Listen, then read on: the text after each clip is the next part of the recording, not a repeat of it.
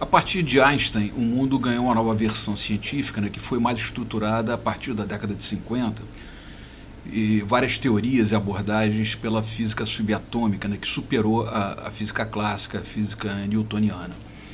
Então, com isso, uma das teorias, né, que pode ser abordada, né, que é muito importante, que é a teoria do caos, que era uma teoria predominante pela física clássica newtoniana, que os sistemas, no seu nível microscópico e também, consequentemente, macroscópico, ele crescia, se desenvolvia, ele morria e depois você tinha um renascimento através de um outro sistema a partir, novamente, de uma fase inicial. Isso seria a teoria do caos, que o mundo caminhava na sua essência física, na sua estrutura molecular, enfim, na sua estrutura de vida propriamente.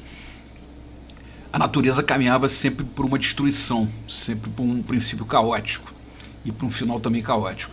E renascia, continuava vivendo, mas sempre dentro desse princípio de começo, meio e um fim, baseado numa situação de caos.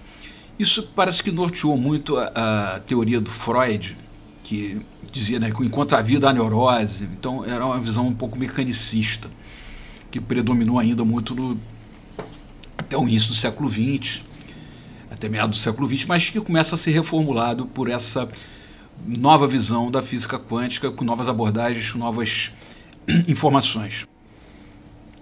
Essa nova abordagem significa a superação da teoria do caos. Então, o que seria essa nova abordagem? O que se descobriu na pesquisa quântica, na pesquisa subatômica, lá muito mais apurada, né, muito mais afinada, vamos dizer assim, de que os sistemas, na verdade, eles não caminham necessariamente para o caos. Eles começam, eles vão se refinando e eles vão se transformando. E essa transformação não se dá exatamente pela uma destruição caótica de cada fase. Não, ele vai desenvolvendo e vai aperfeiçoando, vai ficando mais complexo. A dificuldade da física clássica era justamente fazer o limite entre um sistema e outro, entre essa passagem de uma fase mais complexa, de uma menos complexa para uma mais complexa. E com a física subatômica se chegou a visualizar esse aperfeiçoamento. O sistema ele vai crescendo, ele vai se multiplicando, ele vai se aperfeiçoando e vai ficando cada vez mais aperfeiçoado e complexo. Isso supera a teoria do caos. Então isso nos dá uma nova perspectiva de evolução, uma nova perspectiva em todos os sentidos, inclusive no sentido social, né, porque o mundo microscópico ele vai ser produzido no nosso meio visível, né? Isso tudo é matéria, tudo isso faz parte do mesmo princípio da natureza, norteado pelos mesmos princípios. Então, socialmente, economicamente e psicologicamente, a humanidade caminha para um processo de evolução necessariamente, com mais tempo ou com menos tempo, mas os sistemas vão ficando mais complexos, mais aperfeiçoados e mais evoluídos ao longo do tempo, e não conforme se acreditava que o caos seria uma visão constante, então a humanidade estaria sempre vivendo necessariamente num caos. Isso foi superado.